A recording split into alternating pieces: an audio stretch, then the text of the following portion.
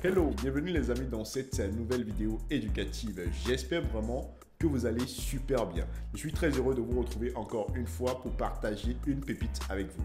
Cette vidéo sera vraiment très utile si vous êtes débutant en trading ou même intermédiaire. Parce que cette vidéo vous permettra de perdre moins sur les marchés en exploitant une information connue du monde. C'est une information qui est connue, on en parle souvent, mais il y a peu de personnes en fait qui l'exploitent vraiment. Et moi, je vais vous montrer tout simplement comment est-ce que vous, en tant que trader, vous allez pouvoir l'exploiter pour en fait optimiser vos résultats en trading, perdre moins et gagner beaucoup plus. Alors, si vous ne me connaissez pas, je suis Ken Aye, trader particulier, et sur cette page ou cette chaîne, je partage avec vous du contenu éducatif. Si vous n'êtes pas encore abonné, n'hésitez tout simplement pas à vous abonner dès maintenant, à activer la cloche de notification pour ne pas manquer les prochaines vidéos. Et si vous n'avez aucune connaissance en trading, ne vous inquiétez surtout pas.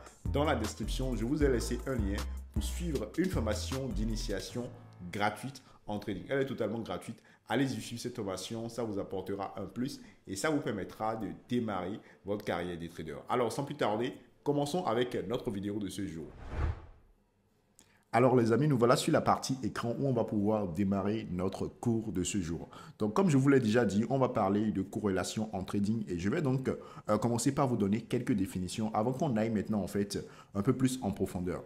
Je tiens à préciser en fait qu'on a plusieurs types de corrélations. Donc on a les corrélations sur le forex uniquement, sur les paires de devises en fait forex, on a les corrélations intermarchés entre les devises par exemple et les matières premières, entre par exemple les matières premières et les indices boursiers, entre par exemple les indices, les crypto-monnaies, on a toutes ces corrélations. Mais la corrélation sur laquelle on va vraiment se concentrer aujourd'hui, ça va être la corrélation uniquement en fait sur le forex. Dans d'autres vidéos, je ferai en fait des corrélations intermarchés, peut-être corrélation entre forex, matières premières et peut-être d'autres vidéos également sur d'autres types de corrélations. L'objectif ici, c'est que vous puissiez vraiment comprendre ce qu'est une corrélation, comment ça fonctionne. Et comme pour la plupart, vous êtes sur le marché du forex, ce sera hyper intéressant pour vous. Et si on devait tout faire, ça va prendre plus de temps, raison pour laquelle je reste uniquement sur le forex cette fois-ci. Alors, on va commencer par de petites définitions. On va d'abord commencer par dire tout simplement ce qu'est une corrélation forex. Donc, je vais vous montrer tout simplement mon partage d'écran. J'ai essayé de faire en fait un petit truc là, donc des définitions qu'on a pu retrouver sur Internet et bien d'autres. Mais moi, je vais y aller direct en fait avec la définition simple terre à terre pour que vous puissiez comprendre. En réalité, en fait, les corrélations forex, en fait, c'est tout simplement une relation qui lie deux devises, deux paires de devises tout simplement. Donc, par exemple, quand on va prendre la paire de devises euro-dollar, on va prendre GBP USD. Ça veut dire en fait tout simplement qu'il y a une relation entre ces deux paires de devises. La relation peut être positive comme ça peut être négative. Quand la relation est positive, on dit tout simplement que la corrélation, elle est positive. Et quand la relation entre les deux paires elle est négative, ça veut tout simplement que la corrélation est négative. Alors quand je dis en fait relation positive, corrélation positive, ça veut simplement dire qu'en réalité, quand on dit relation positive, ça veut dire en fait que les deux font pratiquement la même chose.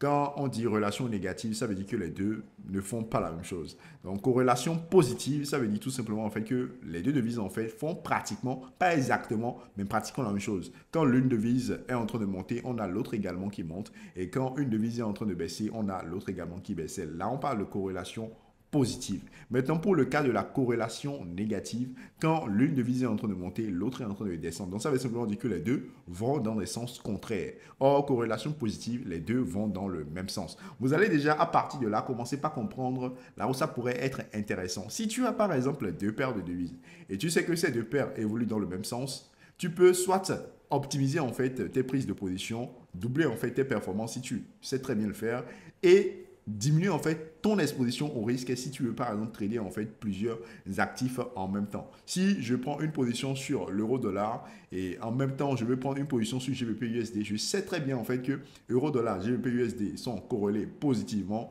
et si jamais en fait le mouvement impacte fortement, il y a un gros mouvement sur euro-dollar, c'est possible qu'on ait également un gros mouvement sur euro-dollar, sur GBP-USD. Donc qu'est-ce que je vais faire? Soit si je suis prêt à prendre le risque, je prends les deux positions pour profiter des deux mouvements en même temps, surtout quand il y a des news économiques ou carrément je prends une position sur l'euro-dollar et peut-être GBP-USD je laisse, ou bien si je veux prendre la position sur GBP-USD, je vais diminuer mon risque. C'est ça en fait ce que les corrélations nous permettent de faire. On va en parler un peu plus en détail. Donc ça, c'est la définition de corrélation sur le marché du forex. Donc c'est une relation qui va être positive ou négative entre deux paires de devises. Quand la relation est positive, on parle de corrélation positive. Et quand la relation est négative, on parle tout simplement de corrélation négative. J'espère que c'est clair.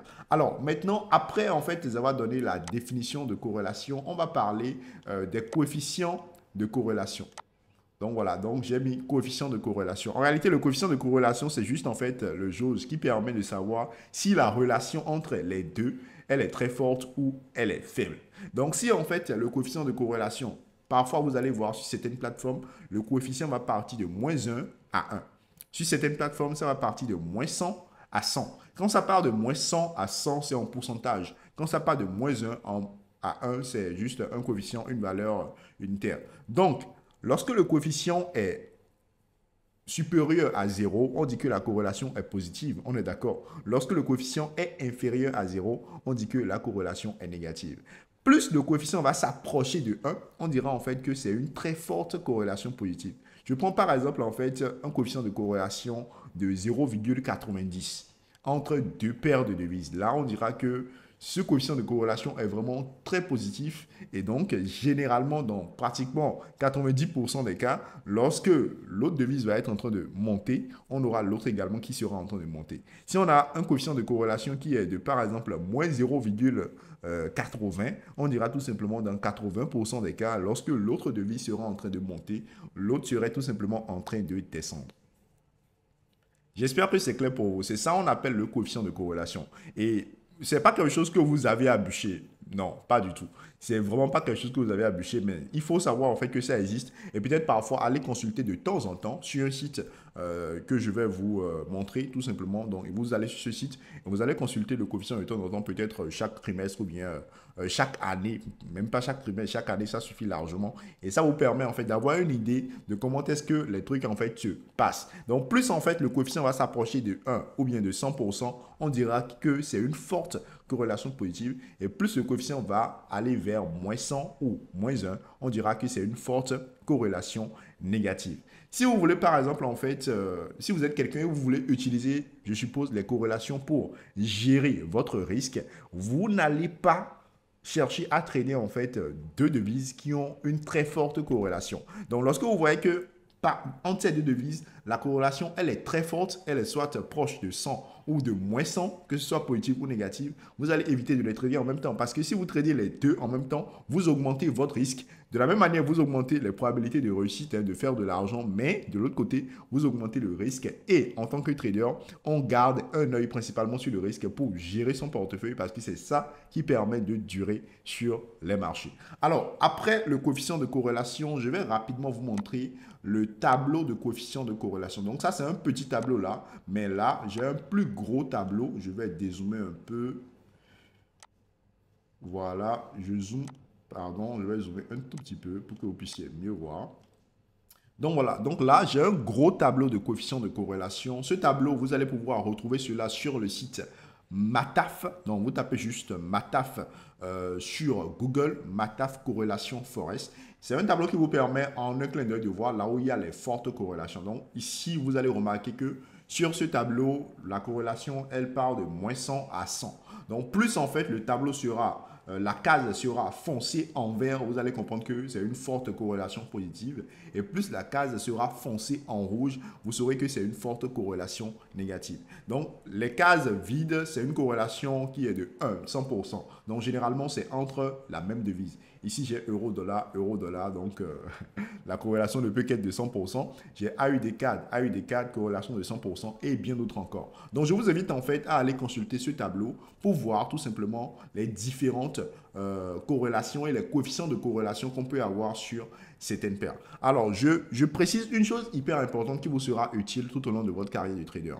Les corrélations sur lesquelles vous allez plus porter votre attention, ça va être en fait des corrélations sur principalement le dollar américain, l'euro et peut-être GBP. Parce que, étant donné que ce sont les plus grosses devises en fait sur le Forex, surtout le dollar qui occupe plus de 70% du marché, une fois que vous maîtrisez les corrélations sur le dollar, c'est fini. Vous pouvez trader pratiquement toutes les paires de devises en fait qu'on a sur le marché. Au moins 70% des paires de devises en fait qu'on a sur le marché du Forex. Et petite astuce, lorsque vous avez en fait deux paires de devises pardon, dans lesquelles on retrouve la même devise, il faut savoir qu'en même temps, ces deux paires-là sont corrélées entre elles. Je prends le cas de AUD-USD et AUD-JPY.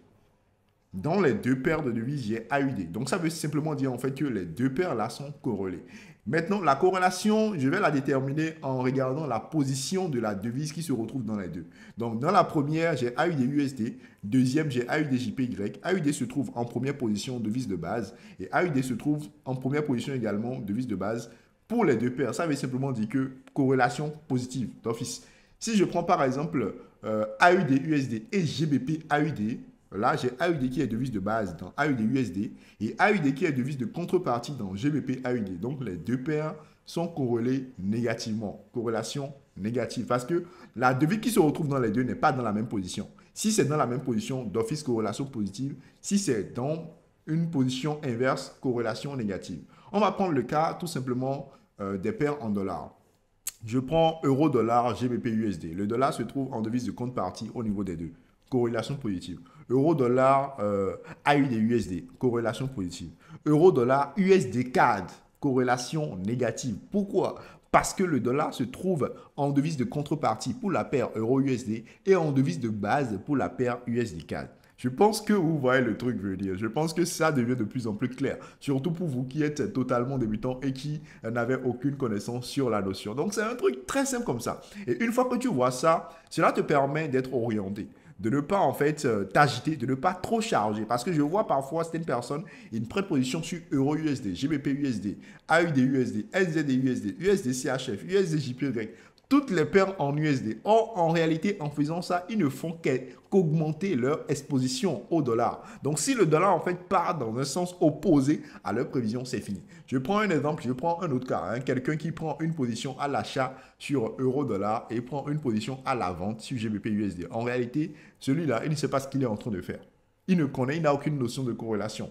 Soit il n'a aucune notion de corrélation, soit il veut trader une news économique et bon, il a mis les deux positions pour au cas où ça va grimper, il sera en position, au cas où ça va baisser, il sera également en position, je ne sais pas. Mais dans la plupart des cas, ce sont des personnes qui n'ont aucune connaissance des notions de corrélation. Parce que, étant donné que euro-dollar et GBP-USD sont corrélés positivement, quand tu prends la position à l'achat sur l'euro-dollar et que tu prends la position à la vente sur GBP-USD, c'est comme si tu avais pris une position à l'achat et à la vente en même temps sur euro-dollar, en réalité. Et si tu prends une position à l'achat et à la vente en même temps sur la même paire, bon, tu as 80% de chances de sortie perdant, hein, ou bien 90% de chances de sortie perdant. Donc, vaut mieux ne pas du tout prendre la position.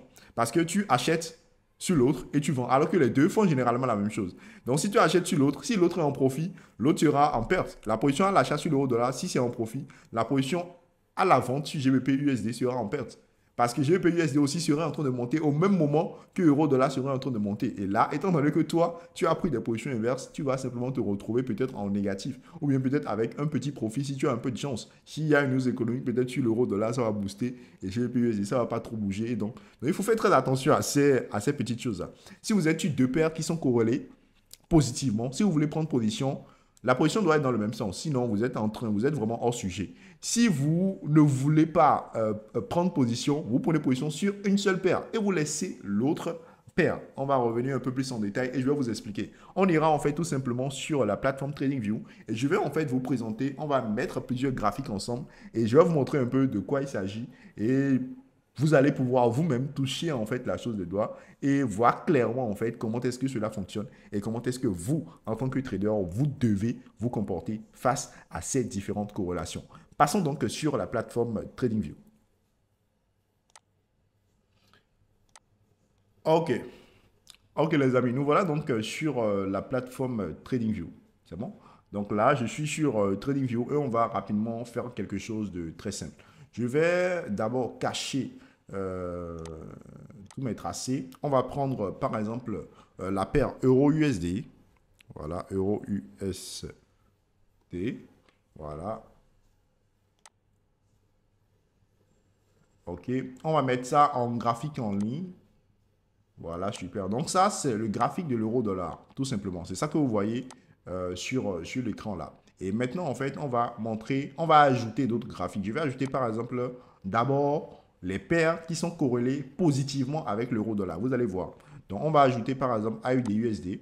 On va ajouter NZD-USD. On va ajouter GBP-USD. Je pense que c'est tout, hein. Donc, on ajoute les trois. Alors, qu'est-ce qu'on remarque? Là, je suis sur le graphique daily. Qu'est-ce que vous remarquez? Bon, moi, je remarque direct, en fait, que ces paires-là font pratiquement le même mouvement. Vous voyez? Quand ça descend, eux tous, ils descendent ensemble. Quand ça grimpe, eux tous, ils grimpent ensemble. Donc, ça, c'est ce qu'on appelle la corrélation positive, en fait, sur le Forex. Les différentes paires font le même mouvement. Donc, c'est simple, hein? Si tu prends une position à l'achat sur l'euro-dollar, et que tu prends une position également à l'achat sur, par exemple, GBP USD, et que normalement, peut-être, tu devais risquer, en fait, 2% par position, en réalité, tu es en train de risquer 4% en fait sur le même type de scénario. Parce que si ça grimpe sur l'euro-dollar, ça va grimper sur GBP USD. Donc tu risques 2% sur l'euro-dollar, peut-être 2% sur GBP USD, ce qui te fait 4%. Et si jamais le dollar part en sens inverse, c'est fini, tu vas perdre les deux positions. Parce que les deux positions sont liées positivement. Donc si en fait l'un grimpe, l'autre va grimper. Donc si tu achètes sur les deux et que le dollar prend le sens inverse, les deux vont se retourner et tu vas perdre sur les deux. Il faut donc faire très attention à ça. On va prendre maintenant l'autre cas, les cas des paires en fait qui sont corrélés négativement en fait avec l'euro-dollar. Donc on va y aller, on va prendre USD-JPY. Voilà, on va prendre USD-CAD. On va prendre USD-CHF. Je pense qu'on va s'arrêter là. Donc, qu'est-ce qu'on remarque? Là, je suis sur... on va regarder les différentes couleurs. Donc, c'est l'euro-dollar qui est en blanc, comme vous pouvez le voir. Donc, l'euro-dollar est en blanc et les autres, en fait, sont dans les autres couleurs. Donc, qu'est-ce qu'on remarque? On remarque ici, je prends par exemple juste à partir de là, hein, quand l'euro-dollar était en train de descendre, qu'est-ce qui s'est passé sur les autres? Les autres ont grimpé. Bon, ici, on a USD JPY qui a grimpé plus que tous parce que JPY également avait eu un truc. Mais quand même, on voit très bien que pendant que l'euro-dollar est en train de baisser, on a les autres en fait qui sont en train de grimper. Et pendant que l'euro-dollar grimpe, on a les autres tout simplement en fait qui baissent. Corrélation négative. Il n'y a rien de plus simple que ça. Et il y a que par là que vous pouvez vraiment vous faire de l'argent sur les marchés. C'est une méthode en fait, bon, c'est une notion, pas une méthode, mais une notion qui vous permettra, comme je l'ai dit au départ, de vraiment booster vos performances et de pouvoir bien gérer le risque. Parce que si vous êtes quelqu'un et vous voulez préserver votre capital sur du très long terme, si vous ne comprenez pas des corrélations, vous allez prendre des risques inutiles. Surtout quand on est sur les paires en dollars, parce que la corrélation elle est très forte sur toutes les paires en dollars. Et si jamais vous faites l'erreur, vous allez rapidement en payer le prix. Si ça part dans votre sens, c'est très bon. Vous gagnez beaucoup d'argent en même temps. Mais si vous faites d'erreurs et que ça part contre vous, là, vous allez perdre beaucoup d'argent et ce serait vraiment dommage. Donc, mon conseil en fait pour vous qui êtes en train de me suivre dans cette vidéo, c'est d'abord de 1. Connaître en fait les différentes corrélations. Bon, le dollar, je viens de vous l'expliquer, donc vous maîtrisez cela déjà. Si vous n'avez pas compris, réécoutez la vidéo, posez des questions dans les commentaires, je me ferai un plaisir de vous expliquer cela encore une fois. Alors, connaître en fait les différentes corrélations.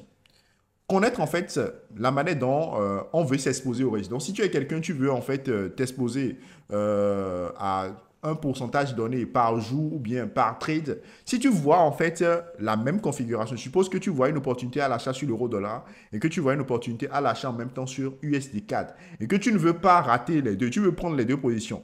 Au lieu de risquer, je suppose que tu risques 1% ou bien 2% par trade. Au lieu de risquer 2% sur euro-dollar, 2% sur USD-CAD, tu ferais mieux de risquer 1% sur euro-dollar, 1% sur USD-CAD. Étant donné que les deux sont liés, en risquant 1% sur euro-dollar, 1% sur USD-CAD, tu es à 2% de risque sur le dollar. Et qu'est-ce qui va se passer? Si ça part contre toi, tu ne perdras que 2%. Tu es tranquille.